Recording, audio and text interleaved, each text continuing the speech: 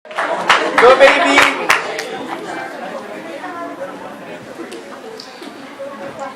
Ang tulang to ay isinulat ko para sa boyfriend kong writer. Isinulat ko ang storyang to para mas makilala mo ako. Yun ang mga katagang sinabi mo nung umalis ka na sa tabi ko. At binigay mo sa akin ang papel na pinaghirapan mo. At ang sabi mo, basahin ko to dahil ito ang kwento mo. Ang kwento mo habang kasama mo ako. Alam mo, sobrang pinagmamalaki ko kung gaano ka kagaling magsulat. Kung gaano kalaki ang dedikasyon mo sa paggawa ng mga storya na parang nararanasan mo kahit hindi naman talaga. Gusto ko yung kapag nagkikwento ka, parang ikaw yung karakter sa pelikula. Gusto ko rin yung kapag nagsusulat ka, titingin ka muna sa aking mga mata at sasabihin mong, alam ko na. Na para bang ako yung inspirasyon mo. Na para bang ako yung nasa isip mo. Na para bang sa isang iglap, alam mo na ang kasunod ng kwento. At doon kita hinahangaan. Sobrang hinahangaan kita. Dahil nakikita ko kung paano ka gumawa ng mga storya. At alam mo, isa sa pinaka hindi ko makakalimutang regalo ang binigay mo, ayun yung sinulat mo ang kwento nating dalawa. Yung kwento nating dalawa, ibinigay mo sa akin na kung saan ito ang pinaka hindi ko makakalimutang regalo nung umalis ka. Dahil kahit saan kadaling ng pagsusulat mo, naniniwala akong nandito ang mga alaala mo. Hawak-hawak ko ang kwento mo. Ang kwento ng tayo. Nabasa ko sa simula ng pahina kung paano tayo nagkakilala. Nabasa ko sa mga sumunod pa kung paano ko binitawan ng mga salitang mahal kita. Nabasa ko rin yung mga nakakatawang eksena, lalo na yung kumakain tayo sa karinderya tapos may crush sa'yo yung tindera. Nabasa ko rin yung mga parte na nagselos ka tapos pinapalayo mo yung best friend ko kasi palagi kong kasama. Ang sarap balikan ng mga alaala dahil nababasa ko yung mga naiisip mo ng mga pagkakataon na yun na hindi mo na masasabi noon. Ang sarap balikan ng alaala, ngunit nung umantong na ako sa bandang gitna, parang may karakter na akong hindi ko na makilala. May karakter na akong hindi ko na makilala. Alam mo, medyo nalito ako kung ako at tayo pa ba ang bida. Kasi may mga storya, may mga eksena na hindi ko na magunita, na para bang wala na ako sa storya.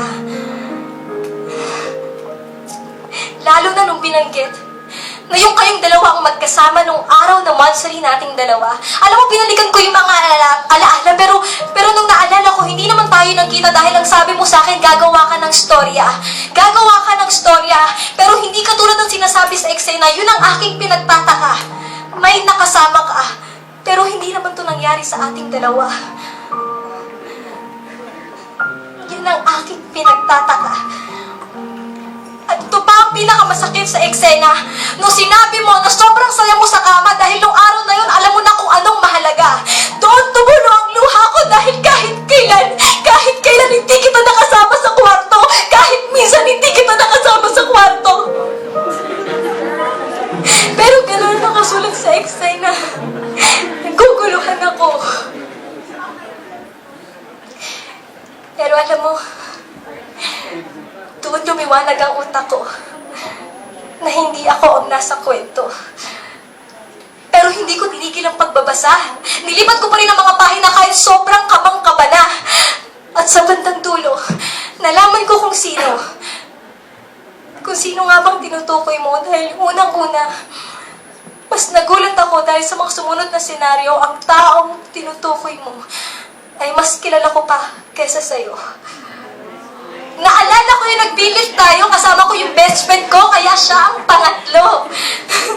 Pero ang point of view, ang kwento ay ang point of view na hindi ang kasama mo, kundi ang kwento na point of view na kasama mo ang taong nasa tabi ko. At nabasa ko nahihirapan ka dahil napapagitnaan kayo. Nabasa ko nahihirapan ka hawakan ng kamay niya, kaya ginagawa mo to sa likod ko. Alam ko na ang tinutukoy mo. Hindi ako ang tinutukoy mo. At nang humantong ako sa huling parte ng storya, mas nanluwalagan ang utak ko. Dahil lumantong na ako sinabi mo nung huli tayong nagkita. Nabasahin ko ang storya para mas makilala kita. At tama ka. Mas nakilala kita. Dahil nung binasa ko yun, alam ko kung ano ka na di tulad ng pagkakakilala ko sa iyo nung una. Alam ko na kung sinong pinili mo sa aming dalawa. Alam ko na kung sino talaga ang gusto mo sa aming dalawa. Alam ko na. Alam ko na hindi ako ang gusto mo, hindi dahil hindi ako ang mahal mo.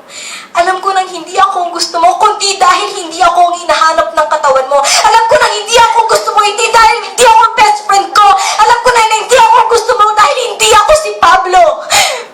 Oo. Oo.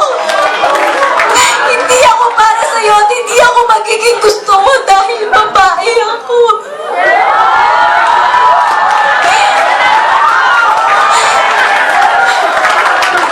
At ang pinakanalaman ko sa lahat, hindi ang kwento ng tayo ang isinulat mo, kundi ang kwento nyo habang kasama ako. Ang kwento mo na siya ang mahal mo habang nagpapakatanga ko sa'yo. Alam ko na. Salamat. Alam mo, pero salamat. Dahil kahit wala ka na, hanga pa rin ako kung paano ka gumawa ng storya. Ang storya na akala ko tayo ang bida. Pero ako lang pala ang extra. Maraming salamat.